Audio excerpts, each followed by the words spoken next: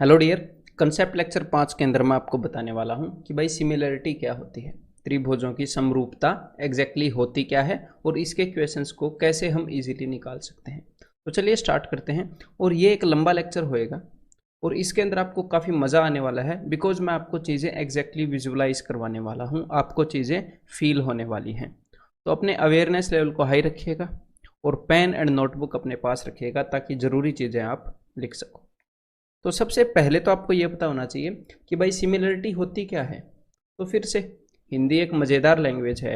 जैसे हमने ये जाना हिंदी की लैंग्वेज को तोड़कर कि भाई कॉन्ग्रुएंसी क्या होती है, कॉन्ग्रुएंस होना क्या होता है, दो चीज़ों का कॉन्ग्रुएंट होना, उसी तरीके से हम ये भी जान सकते हैं हिंदी को तोड़कर कि भाई सिमिलरिटी क्या होती है। तो अगर आप हिंदी को तोड़ोगे सिमिलैरिटी की हिंदी को, तो सम का मतलब है समान, समान मतलब कि बराबर, ठीक है, एक जैसा, समान का मतलब।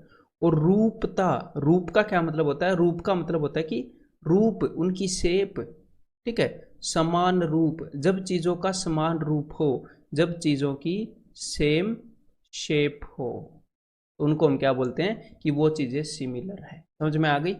उनका साइज सेम होना जरूरी नहीं है। कॉन्ग्रुएंट जब दो चीजें होती हैं तब क्या था, उनका साइज सेम होना जरूरी था, दोनों एग्जैक्टली एक दूसरे के बराबर होनी जरूरी थी।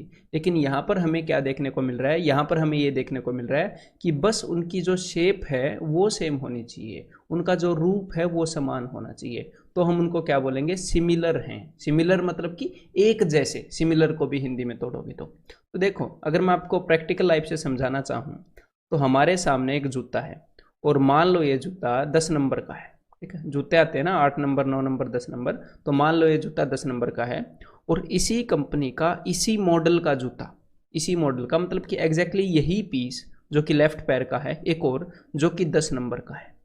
तो अगर मैं दो 10 नंबर के जूते जो एक ही मॉडल है, एक ही कंपनी के, वो उठाऊं तो वो दोनों क्या होंगे, वो एक दूसरे के एग्जैक्टली सेम होंगे, एग्जैक्टली सेम। तो उनको हम क्या बोलते हैं कि भाई कॉन्ग्रुएंट है, सर्वांग सम है, इनके सारे पार्ट्स बराबर हैं। लेकिन अगर मैं उसी कंपनी का एक 10 नंबर का जूता उठाऊं, ठीक है, और एक उसी कंपनी के उसी मॉडल का छोटा 6 नंबर का जूता उठाऊं, ठीक है, 6 नंबर का जूता, तब आप क्या बोलोगे कि भाई ये जो 10 नंबर का जूता है और ये जो 6 नंबर का जूता है, ये है तो एक जैसे ही, आपको दिखने में कोई फर्क ही नहीं लगेगा क्योंकि सेम मॉडल है, लेकिन इनके साइज में फर्क है। मतलब कि ये जो दोनों जूते हैं ये सिमिलर हैं, एक जैसे हैं, इनका एक जैसा रूप है, लेकिन साइज में फर्क है। तो सिमिलर का क्या मतलब होता है, सिमिलर का मतलब होता है कि एक जैसी हों दोनों चीजें, ठीक है, साइज में बेशक से बड़े छोटे हों, तो इनको हम क्या बोलते हैं कि भाई सिमिलर हैं। तो हमें तो जूतों की सिमिलरिटी तो करनी नहीं, जूतों की सिमिलरिटी पर तो क्वेश्चन आएगा नहीं। अपने एग्जाम में किसकी सिमिलरिटी पर आता है, वो आता है ट्रायंगल्स की सिमिलरिटी पर। तो चलो एक बार वो भी देख लेते हैं। तो यहाँ पर आपको दो ट्रायंगल्स दिख रही हैं, एक तो लाल वाली ट्रायंगल और एक ब्लू वाली ट्रायंगल, ट्रायंगल नंबर 1 और ट्रायंगल नंबर 2। तो ये दोनों ट्रायंगल आपको खुद फील हो रहा होगा ना कि एग्जैक्टली एक जैसी हैं। एग्जैक्टली मतलब कि साइज में एक जैसी नहीं है, जो इनकी शेप है वो एग्जैक्टली एक जैसी है। अगर ये आपको नहीं फील हो रहा तो मैं आपको बताता हूँ। देखो मैं क्या करूँगा, अगर ये दोनों ट्रायंगल एक जैसी हैं तो ऊपर वाली जो ट्रायंगल है वो हमें साफ साफ पता लग रही है कि वो थोड़ी सी छोटी है। अगर मैं उसके साइज को बढ़ाऊंगा तो वो इस ट्रायंगल जितनी बड़ी हो जाएगी। अगर मैं उसके साइज को प्रॉपर तरीके से बढ़ाऊंगा, तो चलो एक बार बढ़ा देते हैं। तो मैंने इसके साइज को बढ़ा दिया, तो मैंने एग्जैक्टली इसके साइज को इसके जितना बड़ा कर दिया। और अब एक बार देख लेते हैं कि भाई एक जैसी बनी कि नहीं। एग्जैक्टली एक जैसी बन गई ना, मतलब कि ये जो दोनों ट्रायंगल थी ना, अब ये जो लाल ट्रायंगल है और ये ब्लू ट्रायंगल है, ये दोनों तो कॉन्ग्रुएंट हैं, ये दोनों तो कॉन्ग्रुएंट है बिकॉज एग्जैक्टली एक दूसरे के ऊपर आ जाती हैं। लेकिन जब ये लाल ट्रायंगल ये पहले थोड़ी सी छोटी थी तब ये इसके कॉन्ग्रुएंट नहीं थी, इसको कंप्लीटली कवर नहीं करती, लेकिन ये इसके सिमिलर थी, एग्जैक्टली इसी के जैसी थी। तो सिमिलर ट्रायंगल, जब दो ट्रायंगल सिमिलर होती हैं तो उनमें क्या रिलेशन होती है, उनमें ये रिलेशन होती है कि जो बड़ी वाली ट्रायंगल है वो कुछ गुना बड़ी होती है, बस वो कुछ गुना बड़ी होती है और कुछ नहीं होता, सारी चीज़ें सेम होती है। मान लो अगर ये लाल वाली ट्रायंगल है, इसकी ये वाली साइड 1 सेंटीमीटर है और इसकी ये वाली साइड 2 सेंटीमीटर है, तो उसका मतलब पता है क्या होगा, उसका मतलब ये होगा कि ये जो नीचे वाली ब्लू वाली ट्रायंगल है इसकी हर एक साइड ऊपर वाली के 2 गुना है। अगर इसकी ये साइड 3 सेंटीमीटर होती या फिर मान लो 2 सेंटीमीटर होती तो इसकी ये साइड कितनी होती, ये 4 सेंटीमीटर होती, क्योंकि भाई ये कुछ ना कुछ गुना है। यहाँ पर आपको पता लग गया 2 गुना है, तो यानी कि नीचे वाले की हर एक साइड 2 गुना है। अगर इसकी ये साइड 3 सेंटीमीटर है तो इसकी ये साइड 6 सेंटीमीटर है, बिकॉज एक जैसी ट्रायंगल्स हैं। हम ऊपर वाली ट्रायंगल को अगर एग्जैक्टली 2 गुना कर दें उसको, ठीक है, एग्जैक्टली उसको 2 गुना कर दें उसकी हर एक साइड को, तो फिर ये दोनों ट्रायंगल जो हैं ये बराबर हो जाएंगे। तो समझ में आ गया बात कि भाई एग्जैक्टली जो सिमिलरिटी है उसका मतलब क्या होता है। तो भाई एग्जाम के अंदर ऑफ कोर्स हम ट्रायंगल्स को ऐसे जूम कर करके तो इक्वल कर नहीं सकते, तो हमें कुछ रूल्स याद करने पड़ेंगे, हमें कुछ रूल्स सीखने पड़ेंगे जिनसे हमें पता चले कि भाई ट्रायंगल सिमिलर हैं। तो चलिए मैं अब आपको वो रूल्स बता देता हूँ ताकि मिनिमम इन्फॉर्मेशन से आपको ये पता चल सके कि 2 ट्रायंगल सिमिलर कब होती हैं। तो देखो भाई, सबसे पहला रूल है SSS रूल, यानी कि साइड साइड साइड रूल, जो हमने कॉन्ग्रुएंसी के दौरान भी किया था। लेकिन यहाँ पर क्या है, यहाँ पर तीनों साइड इक्वल होनी ज़रूरी नहीं है। अगर तीनों साइड इक्वल हो गई 2 ट्रायंगल की फिर तो वो कॉन्ग्रुएंट ही हो जाएंगी ना। तो यहाँ पर सिर्फ हमने ये देखना है क्या तीनों साइड्स का जो रेशियो है वो सेम है। अगर इसकी एक साइड 5 सेंटीमीटर है, दूसरी 6 सेंटीमीटर है और तीसरी 7 सेंटीमीटर है, और दूसरी ट्रायंगल की एक साइड 10 सेंटीमीटर है, एग्जैक्टली डबल है। और एग्जैक्टली डबल होना ज़रूरी नहीं है, 3 गुना भी हो सकती है, 1.3 गुना भी हो सकती है। बस होना क्या चाहिए कि भाई तीनों साइड्स का जो रेशियो है वो बराबर होनी चाहिए, तीनों साइड्स सेम गुना बड़ी होनी चाहिए। अगर ये 10 सेंटीमीटर है 5 की डबल, अगर ये 12 सेंटीमीटर है 6 की डबल, और ये 14 सेंटीमीटर है 7 की डबल, तो एग्जैक्टली हर एक साइड डबल है। तो क्या होएगा, तो ट्रायंगल ABC और DEF दोनों सिमिलर ट्रायंगल होंगे। क्लियर है। लेकिन अगर एक साइड 12 के बजाय यहाँ पर 15 सेंटीमीटर होती तो ये तो 2 गुना है, ये भी 2 गुना है, लेकिन ये 2 गुना नहीं है, तो उस केस में ये सिमिलर नहीं होती। इस वाली ट्रायंगल की शेप जो है वो थोड़ी सी अलग होती उस केस में। क्लियर है मेरे भाई, तो क्या होती, थोड़ी सी अलग होती। तो यहाँ पर अब आपको क्या याद रखना है कि भाई SSS रूल से दोनों ट्रायंगल्स जब सिमिलर होती हैं जब तीनों साइड्स का रेशियो सेम हो, यानी कि AB और DE का रेशियो, ए वाली साइड और ये वाली साइड इन दोनों का ratio is equal to AC और ये वाली साइड और ये वाली साइड DF का ratio is equal to BC over EF का रेशियो। क्लियर है। अगर तीनों कोरस्पॉन्डिंग साइड्स का रेशियो सेम हुआ तो यानी कि दोनों ट्रायंगल सिमिलर हैं। ठीक है, इस वाले ट्रायंगल को प्रॉपर थोड़ा सा जूम करके थोड़ा सा बड़ा करके हम एग्जैक्टली इसके बराबर बना पाएंगे। अब अगला रूल है SAS रूल, यानी कि साइड एंगल साइड। तो अगर इस वाली ट्रायंगल की ये वाली साइड और ये वाली साइड इन दोनों का रेशियो बराबर हो बस, ठीक है। मान लो फॉर एग्जांपल ये 3 सेंटीमीटर है और ये 6 सेंटीमीटर है। मान लो ये वाली साइड ये 7 सेंटीमीटर है और ये 14 सेंटीमीटर है, ठीक है। तो इन दोनों का रेशियो बराबर है, इस वाली साइड की डबल ये है, इस वाली साइड की डबल ये है। और ये जो एंगल का रेशियो बराबर नहीं होता कभी भी, जब ट्रायंगल सिमिलर होंगी तो एंगल्स का रेशियो बराबर नहीं होएगा। क्यों नहीं होएगा, क्योंकि इस ट्रायंगल के अंदर एंगल्स का टोटल सम कितना है 180 डिग्री, इस ट्रायंगल के अंदर 180 डिग्री। तो ये मत सोचना कि इसका एंगल 45 डिग्री का है तो इसका 90 डिग्री का, नहीं, एंगल्स सेम होते हैं। ठीक है, एंगल्स क्या होते हैं, एंगल्स सेम होते हैं। तो ये वाला एंगल और ये वाला एंगल दोनों बराबर हैं, ये एंगल इक्वल होने चाहिए। तो 2 साइड्स का रेशियो बराबर है, ठीक है, साइड साइड, और बीच में जो एंगल फंसा है वो इक्वल है। तो साइड एंगल साइड रूल के तहत ये दोनों जो अपनी ट्रायंगल्स हैं ये क्या हो जाएंगी, ये सिमिलर हो जाएंगी। क्लियर है। तो यानी कि यहाँ पर क्या होगा, यहाँ पर AB by DE is equal to DF by, ये गलत बता दिया भाई, is equal to AC by DF। एक तो ये कंडीशन हो 2 साइड्स का रेशियो बराबर है, और एंगल BAC इनके बीच वाला जो एंगल है is equal to angle EDF। तो ये दोनों triangle side angle side rule से कॉन्ग्रुएंट नहीं सॉरी सिमिलर हो जाएंगी। और भाई अगला रूल है एंगल एंगल एंगल।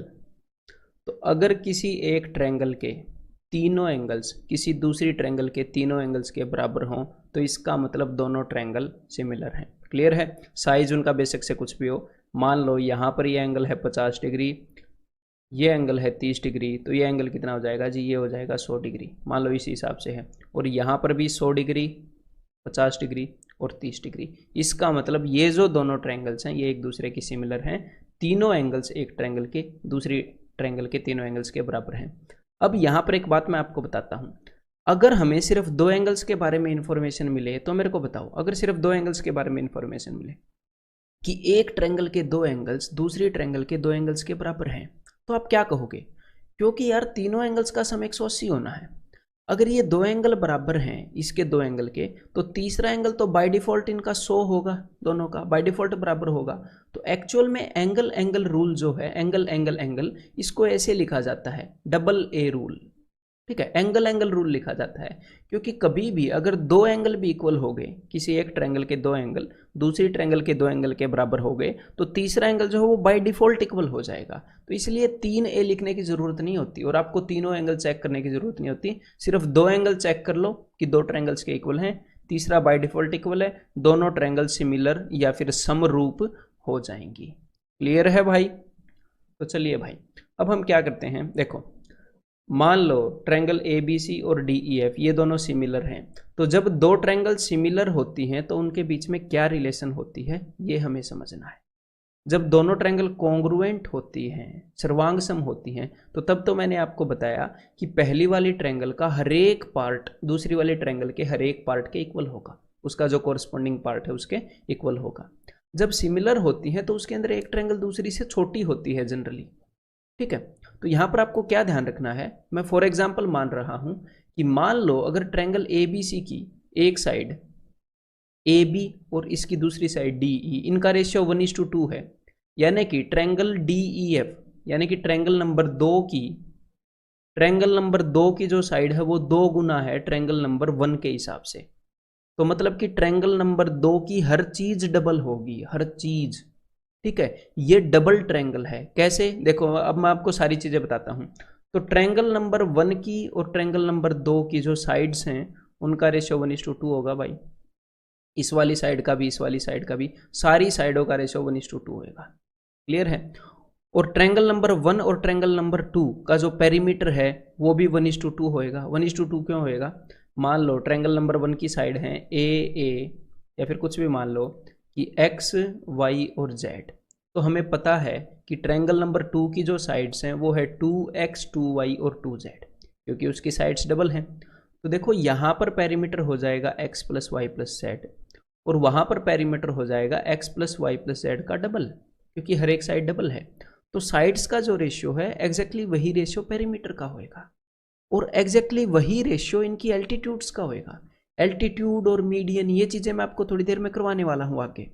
तो वही रेशियो अगर दो ट्रायंगल सिमिलर हैं तो एल्टीट्यूड होती है यहाँ से 90 डिग्री।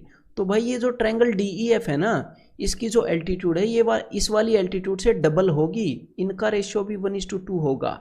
इनकी जो मीडियंस हैं, मीडियन क्या होती है थोड़ी देर में बताने वाला हूँ, इस पॉइंट से सामने वाली साइड को बराबर हिस्सों में बांटती है।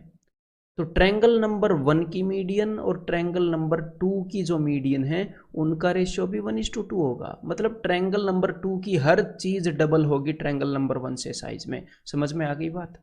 एंगल बाइसेक्टर्स का रेशियो भी 1:2 होगा। थोड़ी देर में करेंगे एंगल बाइसेक्टर, जो इस एंगल को बराबर हिस्सों में बाइसेक्ट करते हैं। उनका इन रेडियस होता है मेरे भाई, ट्रायंगल के अंदर जो सर्कल आता है, जो इन सर्कल होता है उसका रेडियस, ट्रायंगल के अंदर जो सर्कल आता है उसका रेडियस। क्लियर है? तो जो इन रेडियस है उसका रेशियो भी 1:2 होगा। जो सर्कम रेडियस है, सर्कम रेडियस होता है ट्रायंगल के बाहर जो सर्कल आता है उसका रेडियस। तो ये जो सर्कम रेडियस हैं इनका रेशियो भी 1:2 होगा। क्लियर है? समझ में आ गई बात? तो अब एक और बात हम करते हैं। तो ये जो सारी चीजें मैंने आपको बताई ये सारी चीजें थी लेंथ के बारे में। लेंथ 1 डायमेंशन में सारी चीजें थी। साइड क्या होती है? साइड होती है ऐसे लेंथ। पेरीमीटर क्या होता है? ऐसे लेंथ होती है। क्लियर है? रेडियस क्या होता है? ऐसे लेंथ होती है। लेकिन अगर हम बात करें एरिया के बारे में, किस चीज के एरिया के बारे में, अगर मैं बात करूं triangle A B C, triangle number 1 और ट्रायंगल नंबर 2 के एरिया के बारे में, तो एरिया का जो रेशियो होता है वो होता है, जो भी उनके साइड का रेशियो है ना, साइड का जो भी रेशियो है उसका स्क्वायर होता है। क्लियर है? यानी कि अगर ये जो ट्रायंगल नंबर 1 है उसकी साइड 1 है और ट्रायंगल नंबर 2 की साइड 2 है, तो इनकी साइड्स का रेशियो हो गया 1:2, इनके पेरीमीटर का रेशियो हो गया 1:2, लेकिन इनके एरिया का रेशियो क्या होएगा, इसका स्क्वायर होएगा। 1 का स्क्वायर 1 और 2 का स्क्वायर 4, तो 1:4। जो ट्रायंगल नंबर 2 का जो एरिया है वो ट्रायंगल नंबर 1 के मुताबिक 4 गुना होएगा, क्योंकि एरिया जो है वो 2 डायमेंशन में होता है, लेंथ इंटू ब्रेड्थ। मतलब लेंथ को लेंथ से मल्टीप्लाई करते हैं तब जाकर एरिया आता है। किसी चीज़ की लेंथ को, ब्रेड्थ भी तो एक तरह से लंबाई ही है ना, तो लेंथ को जब लेंथ से मल्टीप्लाई करते हैं तो एरिया आता है। तो इसीलिए साइड का जो स्क्वायर है वो एरिया का रेशियो होएगा। अगर ट्रायंगल नंबर 1 और ट्रायंगल नंबर 2 की साइड्स का रेशियो होएगा 2:3, मान लो इसकी साइड 2 है और इसकी साइड 3 है, साइड्स का रेशियो 2:3 है, तो इनके जो एरिया का रेशियो होएगा वो होएगा 2 का स्क्वायर 4 और 3 का स्क्वायर 9, 4:9। अगर इसका एरिया 4 यूनिट होएगा तो इसका एरिया 9 यूनिट होएगा भाई, उससे क्लियर है। और ये जो बात है ये सिर्फ ट्रायंगल के एरिया तक लिमिटेड नहीं है। अगर यहाँ पर मान लो कल को एग्जामिनर ये बोल दे, इस तरह का क्वेश्चन पूछ ले, आपको इनकी साइड्स का रेशियो बता दे कि भाई ट्रायंगल नंबर 1 और ट्रायंगल नंबर 2 इनकी जो साइड्स है उनका रेशियो है 2:3, और आपसे पूछ ले ट्रायंगल नंबर 1 का जो सर्कल है, जो इन सर्कल है, और ट्रायंगल नंबर 2 का जो इन सर्कल है, इनका रेशियो आपसे पूछ ले, इनके एरिया का रेशियो। तो एरिया की बात आ गई ना, एरिया 2 डायमेंशनल है, तो इसका जो इन सर्कल है, इसके अंदर जो सर्कल आता है और इसके अंदर जो सर्कल आता है, उन सर्कल के एरिया का भी, उन सर्कल के एरिया का रेशियो भी 2 और 3 का स्क्वायर होएगा, यानी कि 4:9 के रेशियो में होएगा इन सर्कल का एरिया भी। और सिर्फ इन सर्कल की बात नहीं है, इनके बाहर जो सर्कल है, जो सरकम सर्कल है, जो प्री वृत्त है, जो बाहर जो वृत्त होता है, उनका एरिया भी इनके साइड का जो रेशियो है उसके स्क्वायर के बराबर होएगा, उसके स्क्वायर में इनका रेशियो होएगा। तो समझ में आ गई बात। जो लेंथ्स का रेशियो है, इनकी साइड का जो रेशियो होएगा वही रेशियो होएगा जितनी भी सारी लेंथ हैं, जितनी भी सारी एक डायमेंशन में है चीज़ें, उनका रेशियो। लेकिन अगर किसी भी चीज़ के एरिया की बात करेंगे, चाहे हम खुद से ट्रायंगल के एरिया की बात करें जो सिमिलर ट्रायंगल है, या फिर उनके अंदर फंसी किसी शेप की बात करें, तो उनके एरिया का रेशियो होएगा जो भी उनकी साइड्स का रेशियो है उसका स्क्वायर। तो बस ये मस्त रिलेशन है। अब हम करते हैं भाई कुछ क्वेश्चंस। तो देखो भाई, अब एग्जामिनर करेगा क्या, एग्जामिनर डायरेक्टली ऐसे आपको नहीं बताएगा कि ये दो ट्रायंगल सिमिलर हैं, कभी कभी बता देगा, ठीक है, कि भाई ये वाली ट्रायंगल और ये वाली ट्रायंगल, ट्रायंगल नंबर 1 और 2 ये दोनों सिमिलर हैं। वो कई सिचुएशंस यूज़ करता है, कई केसेस यूज़ करता है, और उसके जितने भी फेवरेट केसेस हैं 100% क्वेश्चंस इन्हीं 5 केसेस के अंदर से आएंगे। एक क्वेश्चन भी इनके बाहर से नहीं आ सकता, ठीक है, इससे बाहर बन ही नहीं सकते। क्लियर है। तो ये सारे केसेस मैं आपको करवाने वाला हूँ। तो चलिए स्टार्ट करते हैं। सबसे पहला केस करते हैं, ये 5 केसेस है, एक एक करके सारे निपटा देंगे। तो सबसे पहला केस है पैरेलल टू बेस वाला केस। मान लो हमारे पास एक ट्रायंगल है ABC, क्लियर है। तो क्या हो अगर एग्जामिनर ABC का जो बेस है, जो आधार है, उसके पैरेलल अगर एक लाइन खींच दे, अगर उसके पैरेलल एक लाइन खींच दे और उसका नाम हम रख दें DE, तो हमारे पास दो ट्रायंगल हो जाती है यहाँ पर। एक तो हो जाती है ट्रायंगल ADE और एक हो जाती है ट्रायंगल ABC। ये दो ट्रायंगल हो जाती हैं, ADE और एक जो बड़ी ट्रायंगल है ABC। तो भाई ट्रायंगल ADE और ABC दोनों ट्रायंगल सिमिलर होती हैं, और सिमिलर का निशान ये है मेरे भाई, क्लियर है। जैसे कॉन्ग्रुएंट का निशान ये था ना, इक्वल टू के ऊपर ये, सिमिलर का निशान ये है। तो ये दोनों सिमिलर हैं, ये एक बार प्रूव करते हैं। देखो एंगल A जो है वो दोनों ट्रायंगल्स के अंदर है, इस वाली ट्रायंगल के अंदर भी, इस वाली के अंदर भी। और एंगल D जो है वो एंगल B के बराबर होगा। क्यों? क्योंकि कोरस्पॉन्डिंग एंगल्स, संगत कोण आपको दिख रहे होंगे, ये दोनों लाइन पैरेलल है और ये ट्रांसवर्सल है। इसी तरह से एंगल E जो है ये एंगल C के बराबर होगा, फिर से कोरस्पॉन्डिंग एंगल्स, संगत कोण।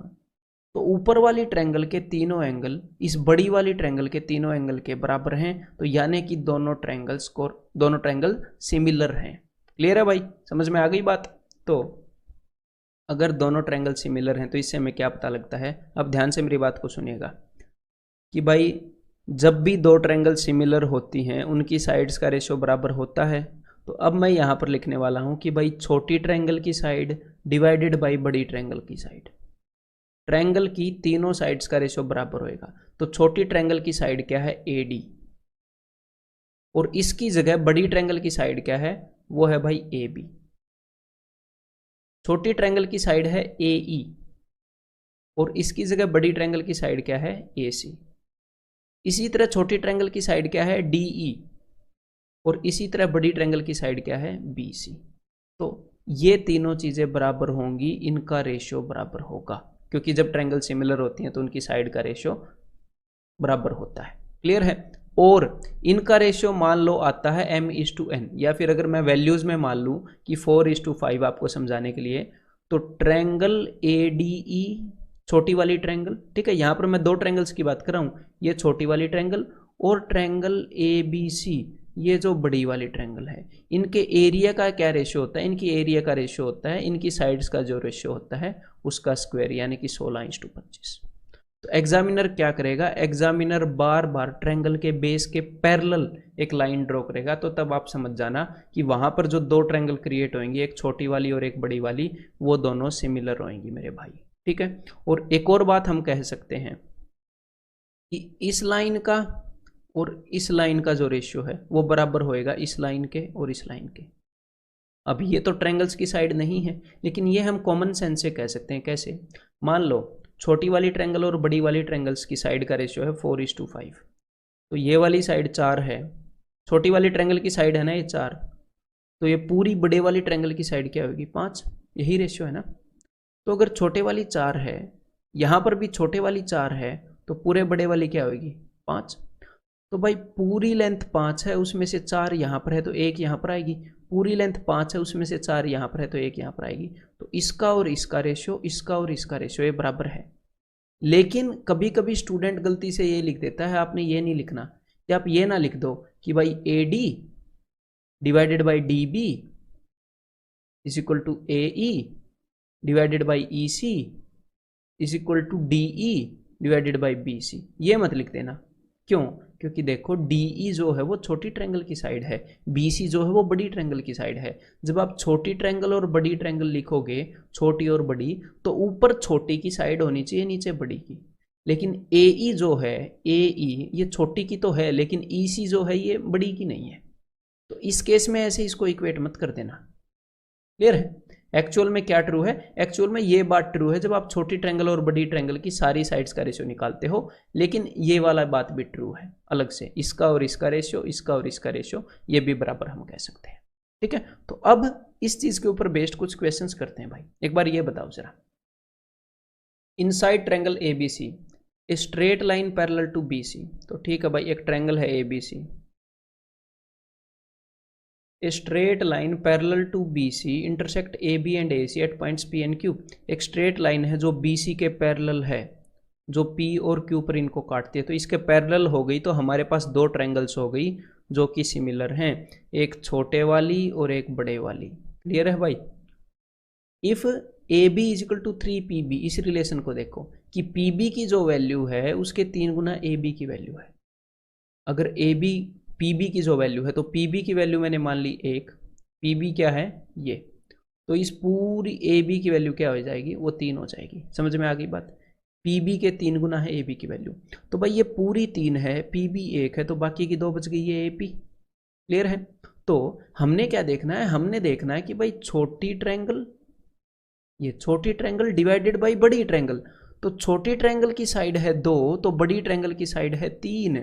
छोटी और बड़ी ट्रायंगल की साइड का रेशियो ये है। और यहां पर उसने आपसे पूछा क्या है, यहां पर उसने आपसे पूछा है PQ डिवाइडेड बाई BC, कि छोटी ट्रायंगल की साइड PQ और बड़ी ट्रायंगल की साइड BC। तो छोटी ट्रायंगल की साइड 2 है, तो बड़ी ट्रायंगल की साइड 3 है, 2:3 रेशियो होएगा। अगर वो आपसे ये पूछता AQ ओवर AC, तो भी यही होता, AQ छोटी ट्रायंगल की साइड है और AC बड़ी ट्रायंगल की साइड है, तो इनका रेशियो भी क्या होता है 2:3। और अगर वो आपसे ये पूछता कि भाई ये जो छोटी वाली ट्रायंगल है इसका एरिया और ये जो बड़ी वाली ट्रायंगल है इसका एरिया, इनका रेशियो बताओ, तो भाई इनकी साइड्स का रेशियो है 2:3, तो इनके एरिया का रेशियो क्या होता, इनके एरिया का रेशियो होता 4:9, इन दोनों का स्क्वायर। ठीक है, यानी कि देखो, यानी कि इस छोटी वाली ट्रायंगल का एरिया अगर 4 है, तो इस पूरे बड़ी ट्रायंगल का एरिया, इस पूरे बड़ी ट्रायंगल का एरिया 9 है। तो पूरी बड़ी ट्रायंगल का एरिया 9 है, छोटी वाली का 4 है, तो नीचे वाले का क्या होएगा, इसका 5 होएगा। तो कभी कभी वो आपसे छोटी ट्रायंगल और इसके नीचे ये जो क्वाड्रिलेटरल, ये चतुर्भुज बनी है, इसका एरिया का रेशियो भी पूछ लेता है, तो उस केस में 4:5 रेशियो है। ठीक है, तो अब एक बार ये बताओ जरा, in the given figure A Q is equal to 4√2। ठीक है भाई, 2017 में इसका क्वेश्चन है, A Q is equal to 4√2, Q C is equal to 6√2, और ये जो क्यू सी है ये 6√2 है। ठीक है, यहाँ से यहाँ तक और यहाँ से यहाँ तक 4√2 है। And A B is equal to 20 centimetre, और ये जो ए बी है यहाँ से यहाँ तक ये 20 सेंटीमीटर है। If P Q is parallel to B C, और जैसे ही आपको दिखा कि पी क्यू और बी सी ये दोनों पैरेलल हैं, यानी कि छोटे वाली ट्रायंगल और पूरे बड़े वाली ट्रायंगल ये दोनों सिमिलर है। क्लियर है? Then what is the value of P B, तो पी बी की वैल्यू क्या है? तो देखो भाई सिंपल सी बात है, एक बार रेशियो निकाल लेते हैं। तो भाई ए क्यू 4√2 है, क्यू सी 6√2 है, तो इनका रेशियो क्या हो जाएगा? √2 से √2 कट गया, 2 2 जा 4, 2 3 जा 6, तो इनका रेशियो हो गया 2:3। ए क्यू 2 है, क्यू सी 3 है, लेकिन हमें छोटी ट्रायंगल और बड़ी ट्रायंगल के बारे में हमेशा देखना है।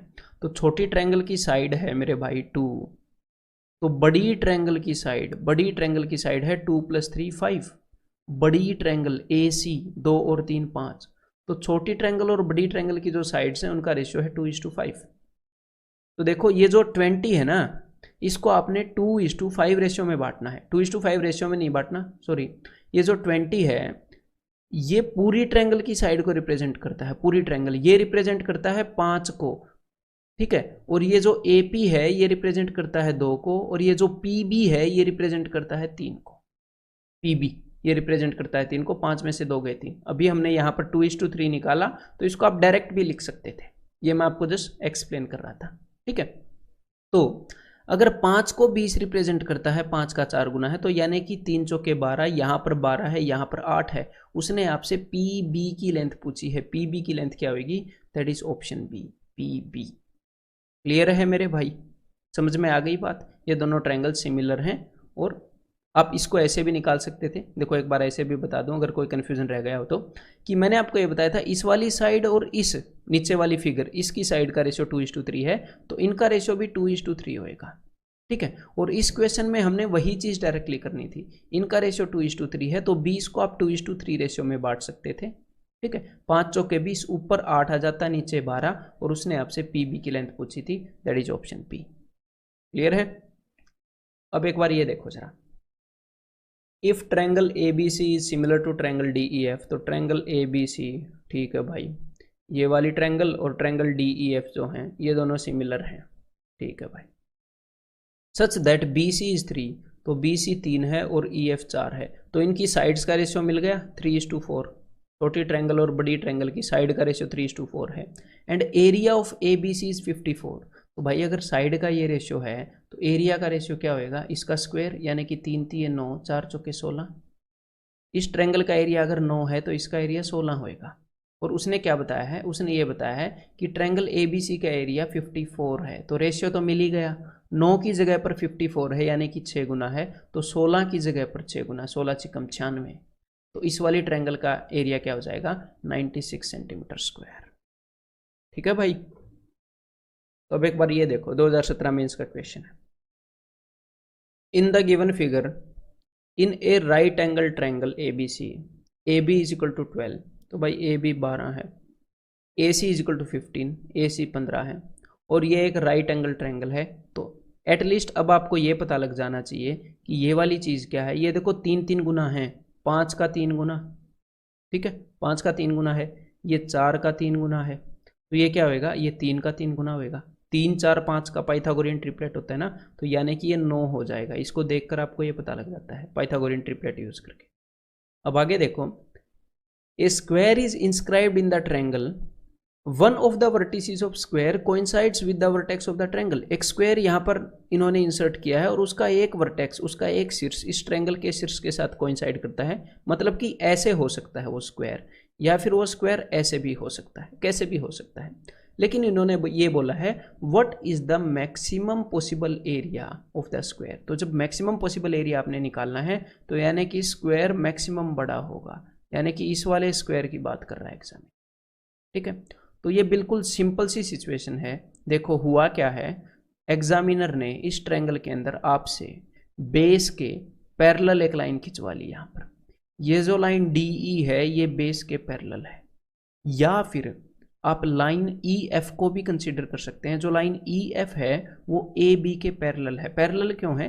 क्योंकि ये जो बी एफ ई डी ये जो शेप बनी है ये स्क्वायर है, और स्क्वायर जो वर्ग है उसकी ऑपोजिट साइड्स पैरेलल होती हैं। ठीक है, तो आप इसको कई तरीकों से कर सकते हो। मैं आपको बिल्कुल सिंपल तरीके से बताता हूँ। देखो, आप सिर्फ ऐसे देखो, एक तो हमारे पास छोटी ट्रायंगल है ए डी ई, और एक हमारे पास बड़ी ट्रायंगल है ए बी सी। क्लियर है? बस हमने इनके बारे में देखना है। मैं आपको दो तरीकों से बताऊंगा, बिल्कुल सिंपल सिंपल दो तरीकों से। देखो, तो ये जो स्क्वायर है इसकी साइड को मैंने अज्यूम कर लिया कि भाई ए है, स्क्वायर की साइड ए है। ठीक है, तो देखो छोटी ट्रायंगल की ये वाली साइड क्या है? छोटी ट्रायंगल की ये वाली साइड ए है, और बड़ी ट्रायंगल की ये वाली साइड क्या है? बड़ी ट्रायंगल की ये वाली साइड है भाई 9। तो छोटी ट्रायंगल की साइड ए है, बड़ी वाली की 9 है, तो दोनों ट्रायंगल की साइड्स का रेशियो बराबर होता है। तो इसी तरह अगर स्क्वायर की ये साइड ए है तो ये वाली साइड भी ए होएगी, और ये जो पूरी साइड है ये पूरी साइड 12 है, तो ये छोटी वाली साइड कितनी होएगी? ये वाली 12 माइनस ए, ये जो ए डी है ये 12 माइनस ए होएगी, 12 माइनस ए। तो छोटी वाली ट्रायंगल की ये वाली साइड कितनी है? 12 माइनस ए। ओके, और ये पूरी बड़ी वाली ट्रायंगल की साइड क्या है? ये पूरी है 12। तो हमने क्या किया? छोटी ट्रायंगल की साइड अपॉन बड़ी ट्रायंगल की साइड, छोटी अपॉन बड़ी, छोटी अपॉन बड़ी, हम यही कर रहे हैं। तो बस अब तो सिंपल सी बात है, इनको कंपेयर कर लो।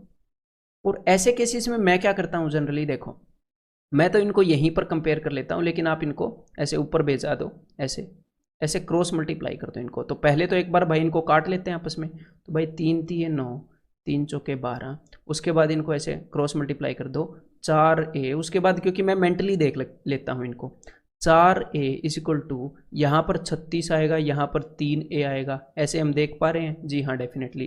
तो जब ये 3a इस साइड जाएगा, ऐसे इनको क्रॉस मल्टीप्लाई किया है, तो ये हो जाएगा 7a इज इक्वल टू 36। तो a इज इक्वल टू 36/7। और एग्जामिनर ने हमसे पूछा क्या है? एरिया पूछा है स्क्वायर का। क्लियर है? What is the maximum possible? यहाँ पर एरिया आएगा, एरिया क्षेत्रफल। तो भाई एरिया क्या होता है? साइड का स्क्वायर, यानी कि 36/7 का स्क्वायर। और मैंने आपको ये बताया था कि 36 का स्क्वायर मेरे भाई याद रखना कई बार काम आता है। तो 1296 divided by 49, that is option A. और इस केस में पता है, ऐसे ऐसे केसेस में आपको फॉर्मूले भी मिल जाएंगे, लेकिन कभी भी फॉर्मूले रटने नहीं है। ये जो मैंने तरीका बताया है ये बहुत ही छोटा है। हमने सिर्फ किया क्या है एक्चुअल में, अगर आप देखोगे, एक छोटी ट्रायंगल और बड़ी ट्रायंगल की साइड्स को कंपेयर करके बस क्रॉस मल्टीप्लाई किया है, और कुछ नहीं किया है। अदरवाइज एक और तरीके से आप इसको कर सकते हो, ऐसी कोई बात नहीं है। देखो और छोटे तरीके से करके दिखाऊं जरा। देखो, आप इसको मेंटली भी कर दोगे इसको इस तरीके से जो मैं अभी बताऊंगा। देखो, एग्जामिनर ने क्या किया है, यहाँ पर एक स्क्वायर बना दिया उसने, और इसका एरिया उसने आपसे पूछा है, इसको मैं डी ई एज्यूम कर लूँ। तो एक बात बताओ मुझे, अभी अभी जो आपने पाइथागोरियन ट्रिपलेट देखा था वो किस चीज़ का देखा था? 3:4:5, यही देखा था ना, कि ये 3 का 3 गुना है, ये 5 का 3 गुना है, ये 4 का 3 गुना है। तो अगर बड़ी वाली ट्रायंगल की साइड्स का रेशियो, अगर बड़ी वाली ट्रायंगल की साइड्स का रेशियो 3:4:5 इस रेशियो में है बड़ी वाली ट्रायंगल की साइड, तो छोटी वाली ट्रायंगल ये जो है ए डी ई, ये मेरे भाई ये भी तो सिमिलर है ना, इसके समरूप है ना, सिमिलर है, तो इसकी साइड्स का रेशियो भी 3:4:5 होएगा। कॉमन सेंस वाली बात है, बिकॉज ये भाई बड़ी वाली ट्रायंगल के सिमिलर है। तो मैंने क्या किया, जैसे ही मुझे दिखा कि भाई बाहर पाइथागोरियन ट्रिपलेट 3:4:5 का है, तो कई केसेस में मैं ऐसे अज्यूम कर लेता हूँ, मैंने इसको 3a अज्यूम कर लिया स्क्वायर की साइड को जानबूझ के, क्योंकि 3:4:5 ऐसे रेशियो है ना बड़ी ट्रायंगल में, तो मैं छोटी में भी ऐसे ही लिखना चाह रहा हूँ। तो अगर स्क्वायर की साइड 3a है तो ये वाली साइड 4a हो जाएगी, ये वाली साइड 5a हो जाएगी। इस ट्रायंगल की, छोटी वाली ट्रायंगल की बात कर रहा हूँ मैं, क्योंकि 3:4:5 का रेशियो तो मेंटेन होगा, जो बड़े वाले की साइड्स का रेशियो वही छोटे वाले का होगा, क्योंकि सिमिलर है। अब देखो, स्क्वायर की साइड 3a है, तो ये वाली भी स्क्वायर की साइड है db, ये भी 3a होगी। तो अब देखो कितनी सिंपल सिचुएशन है। अगर आपने ये मेंटली ही सोच लिया होता, तो 4a + 3a that is equal to 7a, जो किसके बराबर है? ये वाली साइड 12 है, दैट इज इक्वल टू 12, तो a इज इक्वल टू 12/7। लेकिन हमें किसकी वैल्यू निकालनी है? अब ये स्क्वायर की साइड नहीं आनी है। यहाँ पर कई बार स्टूडेंट गलती करते हैं, भाई स्क्वायर की साइड 3a है, हमें 3a की वैल्यू निकालनी है, तो दोनों तरफ 3 से मल्टीप्लाई करेंगे तो ये हो जाएगा 3a इज इक्वल टू 36/7, और फिर आप इसका स्क्वायर करोगे ये अपने स्क्वायर की साइड आ गई तो इसका स्क्वायर करोगे तो उसका एरिया आपको मिल जाएगा। ठीक है, तो ऐसे भी हम कर सकते हैं, क्योंकि बड़ी ट्रायंगल और छोटी ट्रायंगल सिमिलर हैं, उनकी साइड्स का रेशियो सेम ही होएगा। अब एक बार ये ट्राई करो जरा। तो यहां पर हम कर रहे हैं, जब किसी भी ट्रायंगल के बेस के पैरेलल कोई लाइन आ जाए, समानांतर कोई लाइन आ जाए, तो उस केस को पकड़ना हम सीख रहे हैं। तो देखो, इन the given figure to squares of side 8 centimetre and 20 centimetre. तो भाई ऑफ कोर्स ये 20 सेंटीमीटर का है और ये 8 सेंटीमीटर का है। ठीक है, ये वाला छोटा है ना। What is the area of the shaded part? तो इस शेडेड पार्ट का एरिया क्या होगा? देखो यहां पर अगर आप इस फिगर को देखते हो, इस फिगर को, इसका मैं नाम दे देता हूं ए बी सी। तो ए बी सी एक बड़ी ट्रायंगल आपको दिखती है, जी हाँ। और यहां पर ये जो लाइन है, ये जो लाइन है डी ई, ये इसके बेस के पैरेलल है। इसके बेस के पैरेलल क्यों है भला? क्योंकि भाई स्क्वायर की ऑपोजिट साइड्स हैं, वो हमेशा पैरेलल होती हैं। तो एक छोटी ट्रायंगल बन गई और एक बड़ी ट्रायंगल बन गई ना। फिर तो सिंपल सी बात है, इन ट्रायंगल की साइड्स का रेशियो निकाल लेते हैं। और इन ट्रायंगल की साइड्स का रेशियो इजीली आप निकाल सकते हो। कैसे?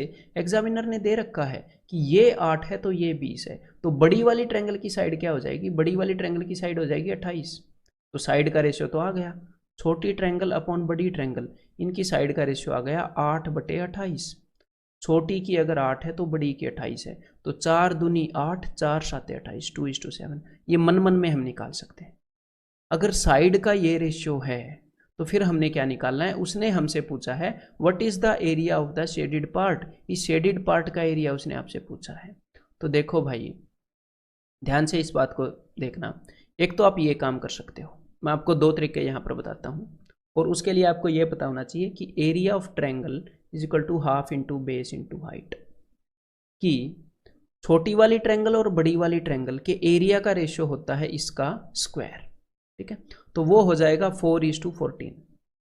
सॉरी, एक क्या कर दिया भाई मैंने, वो हो जाएगा 4:49। क्लियर है, दोनों का स्क्वायर कर दिया।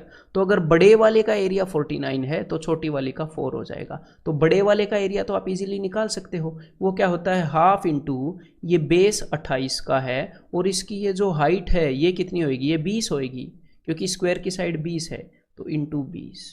ठीक है, तो भाई 7 चौके 28, 7 7 49, और नीचे जो 2 है ये इस 2 से कैंसल आउट हो जाएगा, तो ऊपर आ जाएगा 4 चौके 16 इंटू 10, 160/60, 160/7।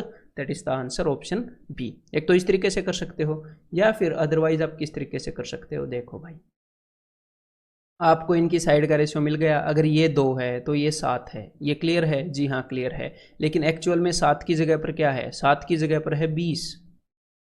तो 2 की जगह पर क्या होगा? 1 की जगह पर होगा 20/7, 2 की जगह पर होगा ये। अगर भाई ये वाली चीज़ 7 है, 7 की जगह पर 20 है, तो आपको इसकी लेंथ मिल जाएगी, क्योंकि ये 2 है तो इसकी लेंथ आपको मिल गई भाई 40/7। 7 की जगह पर 20, 1 की जगह पर 20/7, 2 की जगह पर 20 × 2/7।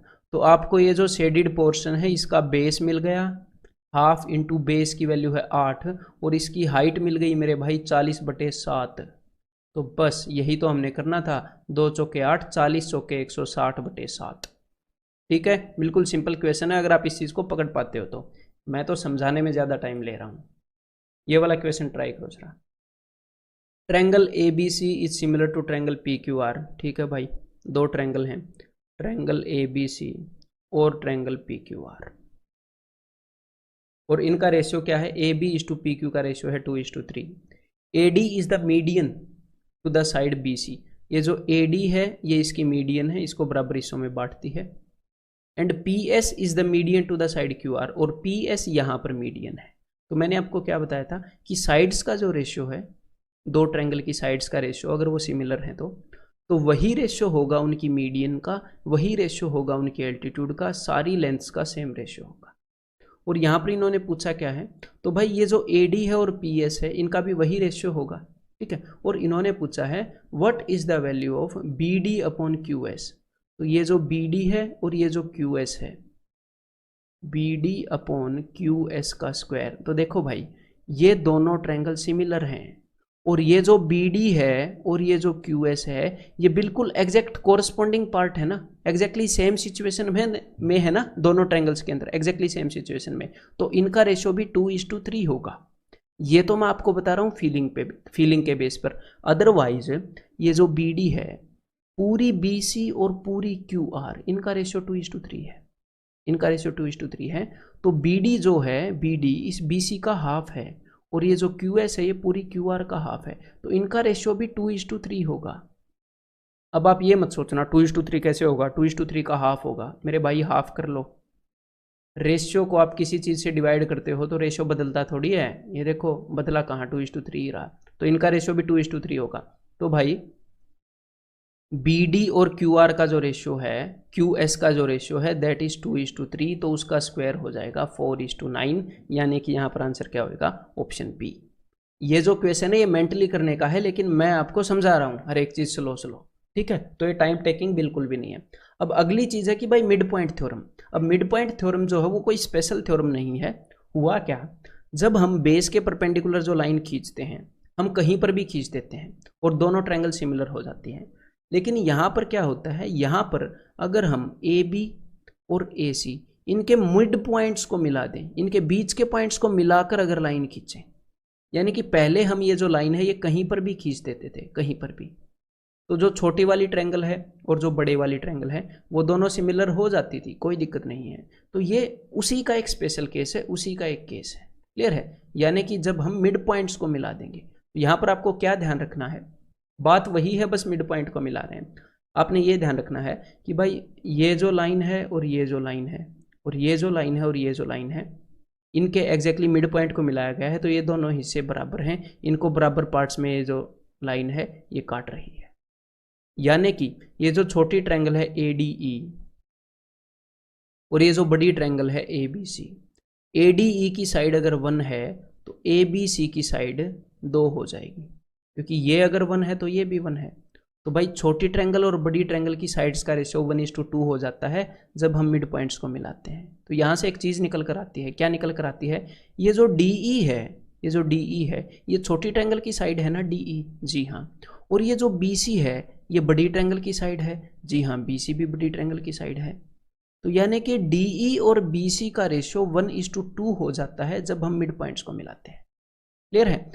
तो अब मैं आपको फैक्ट्स बताता हूँ, ये चीज़ आपने समझ ली ना। तो फैक्ट्स ये हैं कि जब भी किसी भी ट्रायंगल के अंदर अगर आप मिड पॉइंट्स को मिलाओगे, मध्य बिंदुओं को मिलाओगे, तो ये जो लाइन बनेगी डी ई, ये जो बीच वाली लाइन बनेगी, ये हमेशा इसकी हाफ होएगी, हमेशा बेस की हाफ होएगी। अगर ये 2 है तो ये 1 होएगी, क्लियर है। और एक और बात, अगर आपने इसका उल्टा बोलते हैं हम, ठीक है, अगर आपने इस बेस के पैरेलल कोई लाइन खींची है, अगर इस बेस के पैरेलल कोई लाइन खींची है और वो उसके कंपैरिजन में हाफ है, अगर ये 2 है तो ये 1 है, तो इसका मतलब वो मिड पॉइंट्स के थ्रू गुजर रही है, क्लियर है। इसका मतलब वो मिड पॉइंट्स के थ्रू गुजर रही है। तो चलिए भाई, 2017 में एक क्वेश्चन आया था, P Q R is a triangle, ठीक है भाई, पी क्यू आर एक ट्रायंगल है, S and T are mid points, तो एस और टी मिड पॉइंट्स हैं of sides P Q and P R, which of the following is true. तो देखो यहाँ पर इन्होंने क्या पूछा है, triangle P S T is similar to triangle P Q R. तो भाई छोटी वाली ट्रायंगल और बड़ी वाली ट्रायंगल डेफिनेटली सिमिलर तो होंगी, क्योंकि हमने बेस के पैरेलल लाइन खींची है। जब भी आप मिड पॉइंट्स को मिलाते हो तो ये लाइन हमेशा बेस के पैरेलल होती है, ये मैंने अभी अभी बताया। तो यानी कि ये सिमिलर तो होंगी ही, ये बिल्कुल ट्रू है, देखते ही आपको पता लग जाएगा। और S T is equal to half Q R, ये जो एस टी है ये क्यू आर का हाफ है, तो डेफिनेटली ये क्यू आर का हाफ होएगा, ठीक है। अभी अभी मैंने आपको बताया है, मिड पॉइंट्स को मिलाकर जो लाइन बनती है वो बेस की हाफ होती है। S T is parallel to Q R, और मिड पॉइंट्स को मिलाकर जो लाइन खींचते हैं वो बेस के पैरेलल होती है, ये भी मैंने आपको बताया। तो यानी कि आंसर इज ऑप्शन डी, ये सारे ट्रू हैं। तो देखते ही करने का क्वेश्चन था ये, एक बार बस पढ़ने की देर थी। तो भाई मिड पॉइंट तो उसी का एक स्पेशल केस है। अब हम देखते हैं similarity in right angle triangle. Right angle triangle के अंदर एक सिमिलरिटी क्रिएट की जा सकती है, कैसे, मैं आपको बताता हूँ, ध्यान से देखिएगा। ये एक राइट एंगल है, इसके अंदर यहाँ पर 90 डिग्री का एंगल है। अगर मैं इस राइट एंगल ट्रायंगल के अंदर जो 90 डिग्री एंगल के वर्टेक्स, मतलब कि जो 90 डिग्री एंगल वाला जो वर्टेक्स है, जो 90 जो समकोण वाला जो शीर्ष है, उससे अगर मैं एक एल्टीट्यूड ड्रॉ करता हूँ सामने वाली साइड पर, मतलब उससे अगर मैं 90 डिग्री ड्रॉ करता हूँ, तो क्या क्रिएट होता है देखो जरा। मैंने इस एंगल को थीटा मान लिया, तो ये एंगल 90 है। अब मैं बात कर रहा हूं ट्रायंगल बीडीसी की। बीडीसी को देखो जरा, ये थीटा है, ये 90 है, तीनों एंगल्स का सम 180 होता है, तो ये वाला हो जाएगा 90 माइनस थीटा, क्योंकि 180 में से 90 यहाँ पर आ चुका, इन दोनों का सम भी 90 होगा। अगर ये 90 माइनस थीटा है तो ये जो पूरा एंगल था, ये पूरा एंगल 90 था, उस 90 में से 90 माइनस थीटा यहाँ पर आ गया, यानी कि यहाँ पर ये वाला एंगल थीटा हो जाए। अब मैं बात कर रहा हूँ ट्रायंगल ए बी डी की।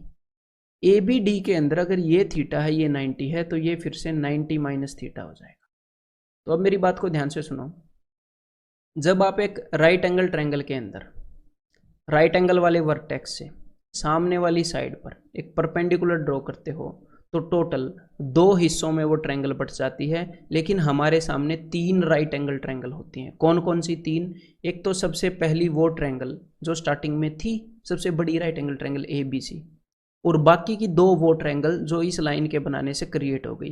क्योंकि हमने परपेंडिकुलर ड्रॉ किया है, तो ये वाली और ये वाली दोनों राइट एंगल ट्रायंगल होंगी। तो एक तो हो गई ए बी डी और एक हो गई बी डी सी। तो अगर 3 ट्रायंगल्स के अंदर तीनों एंगल सेम हो तो वो तीनों सिमिलर हो जाती हैं। मतलब कि 2 के अंदर सेम हो तो ये दोनों सिमिलर हो गई, इन 2 के अंदर सेम हो तो ये भी सिमिलर होगी।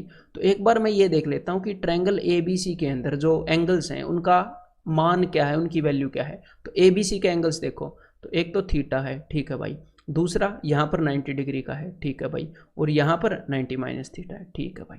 ट्रायंगल ए बी डी के अंदर देखिए जरा, ट्रायंगल ए बी डी पे नजर मारो, एक तो थीटा है, ठीक है भाई, एक यहाँ पर 90 है, ठीक है भाई, और एक यहाँ पर क्या है, यहाँ पर 90 माइनस थीटा है।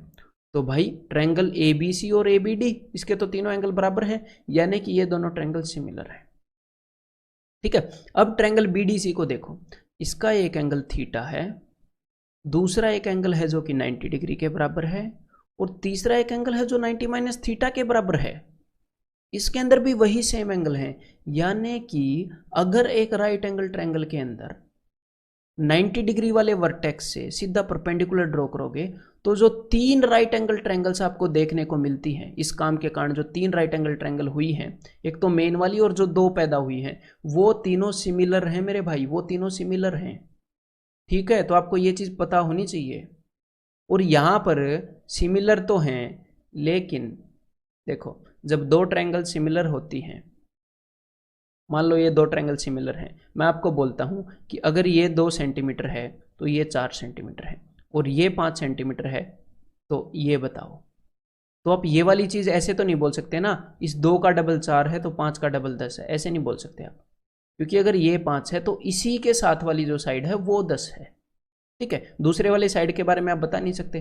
तो आपको ये भी पता होना चाहिए कि कौन सी साइड के कोरस्पॉन्डिंग कौन सी साइड है, ये भी पता होना चाहिए कि कौन सी साइड की रिलेशन कौन सी साइड से है।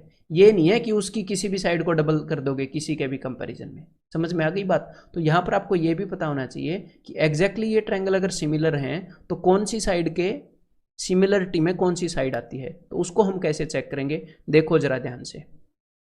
हम इनको चेक करते हैं एंगल्स की मदद से। अब मैं सिर्फ आपको इन 2 ट्रायंगल्स के बारे में एक बार बताने वाला हूं। देखो ट्रायंगल एबीसी में थीटा से लेकर, ट्रायंगल एबीसी को देखो पूरी बड़ी को, थीटा से लेकर 90 डिग्री एंगल तक कौन सी साइड जा रही है, थीटा से 90, तो थीटा ये है और 90 ये वाला है, दैट इज बीसी। और सेम कौन सी साइड है जो ट्रायंगल एबीडी में है, थीटा टू 90, तो एबीडी के अंदर थीटा ये है और थीटा से 90 तक वो जा रही है। तो बीसी जो है और जो बी डी जो है, इनका जो रेशियो है वो बाकी इसी तरह के और मैं जोड़े निकाल रहा हूं। तो भाई 90 टू 90 माइनस थीटा देखो जरा, 90 टू 90 माइनस थीटा। तो अब हम एबीसी के अंदर देख रहे हैं, एबीसी के अंदर 90 डिग्री का एंगल तो ये है, 90 माइनस थीटा यहाँ पर है, दैट इज बी ए। और एग्जैक्टली इसी जगह पर एबीडी के अंदर कौन सी साइड है, एबीडी के अंदर 90 टू 90 माइनस थीटा, तो 90 डिग्री का ये है और 90 माइनस थीटा यानी कि डी ए। तो मेरे भाई BC और BA का जो रेशियो है वही रेशियो BD और DA का है। या फिर आप ऐसे भी बोल सकते हो, ये जो मैंने अभी बोला ये भी ट्रू है, या फिर ऐसे भी बोल सकते हो कि BC और BD मतलब एक ट्रायंगल की साइड और दूसरी ट्रायंगल की कोरस्पॉन्डिंग साइड का जो रेशियो है वही रेशियो है BA और DA का। तो जब एग्जैक्टली आपको ये निकालना पड़ेगा कि भाई कौन सी साइड के कोरस्पॉन्डिंग कौन सी साइड है, तो आपको ऐसे ये एंगल्स देखने चाहिए। क्लियर है, समझ में आ गई बात। तो एक तो ये बात आपको समझ में आ जानी चाहिए कि राइट एंगल ट्रायंगल के अंदर अगर हम 90 डिग्री के वर्टेक्स से एक परपेंडिकुलर ड्रॉ करें, एग्जामिनर ये काम बहुत बार करता है, और अगर आप ये पैटर्न पकड़ पाए तो चंद सेकंड्स का क्वेश्चन हो जाता है फिर। तो जो तीनों ट्रायंगल क्रिएट हुई हैं, ये पहली, दूसरी और तीसरी, ये बड़े वाली पूरी, ये तीनों ट्रायंगल एक दूसरे के सिमिलर होती हैं। और जब ट्रायंगल सिमिलर होती हैं तो उनकी साइड्स का जो रेशियो होता है वो बराबर होता है, कोरस्पॉन्डिंग साइड्स का रेशियो। और अगर कोरस्पॉन्डिंग साइड्स का रेशियो बराबर होता है तो उससे हम कुछ चीज़ें, कुछ थ्योरम बना सकते हैं, कुछ फैक्ट्स बना सकते हैं। तो उन फैक्ट्स के ऊपर डायरेक्ट क्वेश्चन आ रहे हैं, तो मैं आपको वो फैक्ट्स बता देता हूँ। अब देखो ध्यान से, आपको याद करने की ऐसी विधि बता दूंगा, पूरी जिंदगी भर नहीं भूलोगे। देखो ध्यान से, और वही चीज़ यहाँ पर जरूरी है। यहाँ पर एक राइट एंगल ट्रायंगल है, इस ट्रायंगल को मैंने क्या कर दिया, ऐसे थोड़ा सा ट्विस्ट कर दिया ताकि आपको याद रहे। तो 90 डिग्री वाला जो वर्टेक्स है वो ये है भाई, राइट एंगल ट्रायंगल ABC में, और यहाँ पर इन्होंने परपेंडिकुलर ड्रॉ किया है। तो जैसे मैंने आपको बताया था कि तीनों ट्रायंगल सिमिलर हैं, तो उनसे कुछ फैक्ट्स निकले होंगे, वो मैं डायरेक्टली फैक्ट आपसे शेयर कर रहा हूँ क्योंकि वही ज़रूरी है, वो डिड्यूस करने ज़रूरी नहीं है। तो देखो, तो भाई 3 फैक्ट हमारे सामने हैं, आपको याद कैसे करने हैं। अब मेरी बात पर पूरा ध्यान देना। ऊपर एक पॉइंट है B, जब हम B से D पर उतरते हैं, जब हम B से D पर उतरते हैं, मैं एक बार लिख ही देता हूँ, BD square is equal to AD, या फिर ऐसे लिखते हैं DA इंटू DC, और BC square is equal to CD into CA, और BA square is equal to AD into AC। इनके ऊपर डायरेक्ट क्वेश्चन आता है। अब ये तो बड़े कन्फ्यूजन हैं, और मैंने रट भी नहीं रखे, आपके सामने अभी मैं लिख रहा था, मैंने रट नहीं रखे। तो अब आपको कैसे याद होगा, देखो आपको ऐसे याद होगा कि ये जो 90 डिग्री वाला वर्टेक्स है, इससे जो लाइनें उतरती हैं ना, जैसे BD उतरी यहाँ से, अरे भाई दूसरा रंग लेना पड़ेगा, ये वाला, तो BD यहाँ से उतरी है, ठीक है, तो ये BD का स्क्वायर है। इस B से BA उतरी है, BA, तो ये BA का स्क्वायर है। इस B से BC उतरी है, ये BC का स्क्वायर है। तो जो भी, मैंने इस ट्रायंगल को इसीलिए इस तरह से लिखा है कि जो भी इस एल्टीट्यूड, जो भी ऊपर से साइडें उतरती है ना, हमेशा उनका स्क्वायर होता है यहाँ पर। एक तो ये पैटर्न देख लो, इसके ऊपर एग्जामिनर क्वेश्चन पूछता है।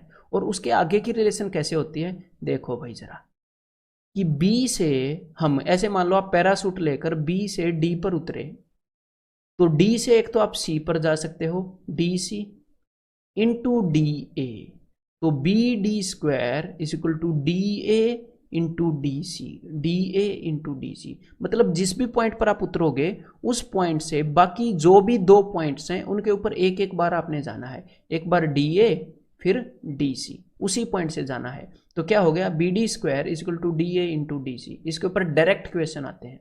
अब अगर आप यहाँ से A पर उतरोगे, यहाँ पर, तो BA स्क्वायर ये रहा, तो BA स्क्वायर, तो एक बार तो A से D पर चले जाओ, बाकी 2 पॉइंट D और C ही हैं अब A के अलावा, इज इक्वल टू AD, ये देखो is equal to AD into फिर एक बार A से C पर चले जाओ, is equal to AD into AC, AD into AC।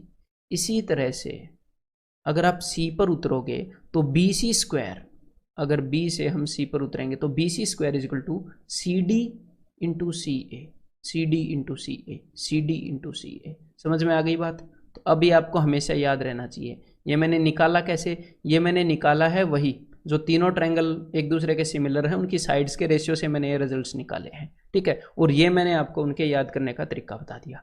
अब कुछ क्वेश्चंस करते हैं। इन दोनों बातों को ध्यान रखना कि तीनों ट्रायंगल सिमिलर हैं, पहली, दूसरी और बड़े वाली, और इनके ये रिजल्ट्स भी होते हैं। इनमें से किसी भी एक के ऊपर क्वेश्चन आता है जब राइट एंगल ट्रायंगल के अंदर वो एल्टीट्यूड ड्रॉ करता है। तो ये देखो भाई 2017 मेंस का एक क्वेश्चन है, जरा ट्राई करो जरा। ABC is a triangle in which angle ABC is 90, ठीक है। तो देखो इन्होंने ये बताया है कि भाई ABC एक ट्रायंगल है ABC, तो एंगल B जो है वो 90 डिग्री का है, and BD is perpendicular to AC, और BD जो है वो AC के परपेंडिकुलर है। विच of the following is true, तो फॉलोइंग में से कौन सा ट्रू है। तो यहाँ पर अब आप देखोगे, देखना जरा कि triangle BAD is similar to CBD, तो BAD यानी कि ये वाली ट्रायंगल और CBD यानी कि ये वाली ट्रायंगल। तो मैंने आपको क्या बताया था कि राइट एंगल ट्रायंगल के अंदर 90 डिग्री वाले वर्टेक्स से जब एक परपेंडिकुलर ड्रॉप करते हैं तो जो सबसे बड़ी ट्रायंगल थी, जो मेन ट्रायंगल थी, और जो दो ट्रायंगल बनी है वो तीनों सिमिलर होती हैं। लेकिन अगर आपको ये चीज़ पता है तो इसको सीधा टिक नहीं करना है। एग्जामिनर एक गड़बड़ी करता है। क्या गड़बड़ी करता है? मैंने आपको क्या बताया था कि कोरस्पॉन्डिंग साइड्स हमें देखनी होती हैं, कोरस्पॉन्डिंग साइड्स। ठीक है, कैसे देखनी होती हैं? एक बार डायग्राम को थोड़ा बड़ा बनाना पड़ेगा। यहां पर बनाते हैं भाई, जरा देखो, ए, बी और सी, और यहां से एग्जामिनर ने परपेंडिकुलर ड्रॉप कर दिया। तो अगर ये वाला एंगल थीटा है, ये वाला एंगल अगर थीटा है, तो ये वाला पूरा 90 हो गया, तो ये वाला क्या हो जाएगा? ये 90 माइनस थीटा हो जाएगा पूरी बड़ी ट्रायंगल में, जैसे मैंने वहां पर किया था ऐसे ही। ये थीटा है, ये 90 है, तो ये 90 माइनस थीटा, और ये पूरा 90 था, ये 90 माइनस थीटा, तो ये थीटा। तो कोरस्पॉन्डिंग साइड्स में हमने देखना क्या है, एग्जामिनर क्या करता है जानबूझ के कई बार, भाई इस बी ए डी की जगह बी डी ए दे देगा तो आपका क्वेश्चन बदल जाता है। बी डी ए और बी ए डी में पता है क्या फ़र्क है? ये फ़र्क है कि भाई जो बी ए और जो सी बी का रेशियो है, वही रेशियो ए डी और बी डी का होना चाहिए। जो बी डी और वही रेशियो बी डी और सी डी का होना चाहिए। ठीक है, मतलब एग्जैक्टली कौन सी साइड किससे कोरस्पॉन्ड करती है वो यहां पर लिखना होता है।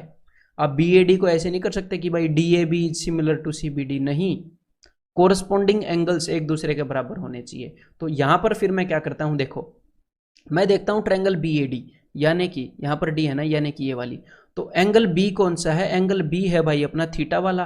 तो मैंने सिर्फ ये देखा थीटा वाला, क्योंकि तीन ही है, कन्फ्यूजन क्या करेगा? मैं स्टार्टिंग और एंड वाला देख लेता हूँ बस। आप स्टार्टिंग और बीच वाला देख लो, बस होने चाहिए उसी ट्रायंगल के। कोई भी दो देख लो, तीसरा बाय डिफॉल्ट सेम हो जाएगा। तो मैंने देखा बी जो है वो थीटा है और डी जो है वो 90 वाला है। तो फिर मैं यहाँ पर देख रहा हूँ सी बी डी में, सी बी डी ये वाली ट्रायंगल है सी बी डी। तो देखो सी जो है वो थीटा है, ठीक है, और जो डी है, डी जो है वो इसके अंदर 90 है, तो बीच वाला पक्का 90 माइनस थीटा वाला उसने लिया होगा। देखो यहाँ पर भी 90 माइनस थीटा लिया है, और जो ए है वो भी 90 माइनस थीटा लिया है। तो एंगल कोरस्पॉन्डिंग एंगल्स हैं ना एग्जैक्टली सेम जगह पे, तो आप इसको लगा सकते हो टिक।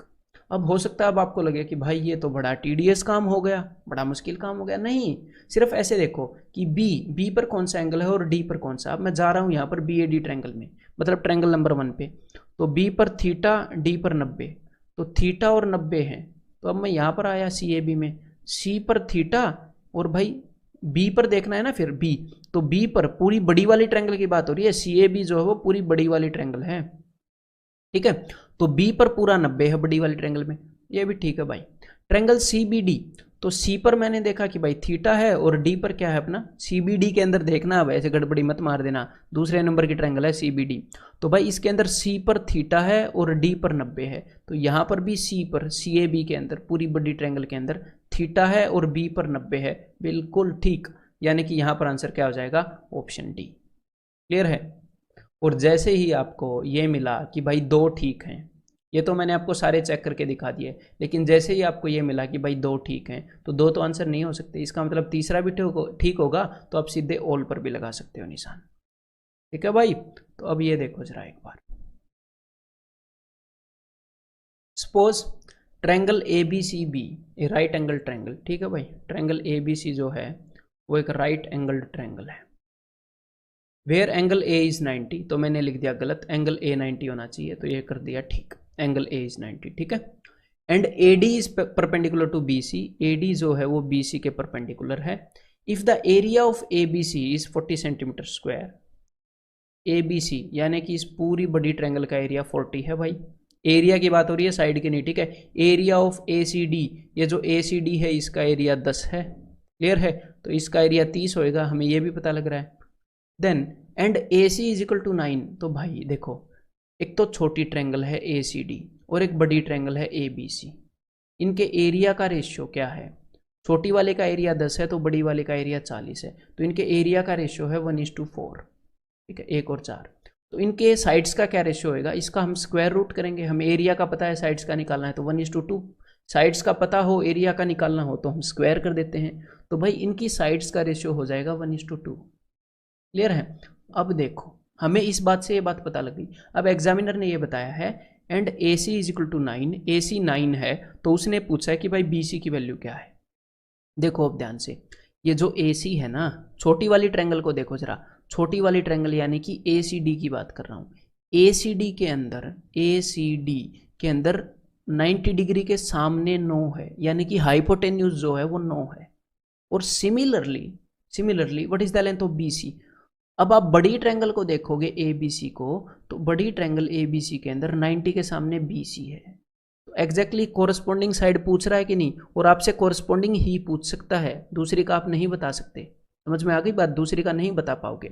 तो छोटी वाली ट्रायंगल और बड़ी वाली ट्रायंगल की कोरस्पॉन्डिंग साइड पूछ रहा है, अगर ये वाली पूछ लेते तो नहीं बता पाते आप, ठीक है। तो 90 के सामने यहाँ पर 9 है, और 90 के सामने यहाँ पर क्या होएगा, फिर इनके साइड्स का रेशो 1:2 है, तो यहाँ पर 18 होएगा। बड़ी वाली ट्रायंगल का जो हाइपोटेन्यूज है वो डबल है उससे, साइड्स का रेशियो है ना, तो आंसर क्या हो जाएगा, ऑप्शन बी। तो चलो भाई अब एक बार ये करो, वही वाला केस आ गया जहां पर हमने कुछ डिडक्शंस मैंने आपको बताई थी, कुछ फॉर्मूलाज बताए थे, पहले ही बता दिया है मैंने। In triangle A B C angle B A C is equal to 90, तो अब मैं इसको जानबूझकर ऐसे लिख रहा हूँ ताकि आपको समझ में आए। कुछ थोड़ी सी प्रैक्टिस के बाद तो कैसे भी लिख दो, अपने आप दिमाग में पता लग जाता है, ठीक है। तो अब देखो ये है भाई बी ए सी क्योंकि 90 है, and A D is perpendicular to B C, और ए डी उसने ऐसे बनाई है, ठीक है। If A D is equal to 6 centimetre, तो देखो अब वहां पर मैंने 3 फॉर्मूले बताए थे, आपको कैसे पता चलेगा कि कौन सा लगाना है वो भी मैं आपको बताऊंगा।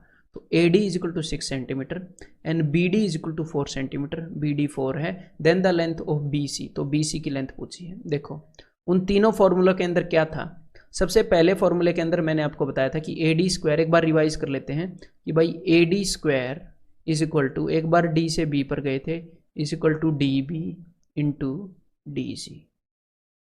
फिर मैंने बताया था कि ए सी स्क्वायर, फिर एक बार हम सी से गए थे डी पर, फिर सी से गए बी पर, is equal to C D into C B. फिर मैंने आपको बताया था कि भाई ए बी स्क्वायर, फिर हम गए थे is equal to B D into B C, उस पॉइंट से बाकी 2 पॉइंट पर जा रहे थे कि भाई A B square is equal to B D into B C. तो इन तीनों में से ऊपर जो 3 लाइनें हैं ना, या तो ये वाली लाइन देगा, या ये वाली लाइन देगा, या ये वाली लाइन देगा। जब बीच वाली लाइन दी है यानी कि वही वाला फॉर्मूला यूज होएगा कि भाई A D square is equal to D B into D C. समझ में आ गई बात, कोई कंफ्यूजन वाली बात ही नहीं है। जब बीच वाली लाइन दी तो बीच वाली लाइन उतार दो ऐसे ऊपर, ए डी स्क्वायर, तो ये वाला फॉर्मूला यूज होएगा कि भाई A D square is equal to D B into D C, ठीक है। तो हम ये यूज कर लेते हैं अब।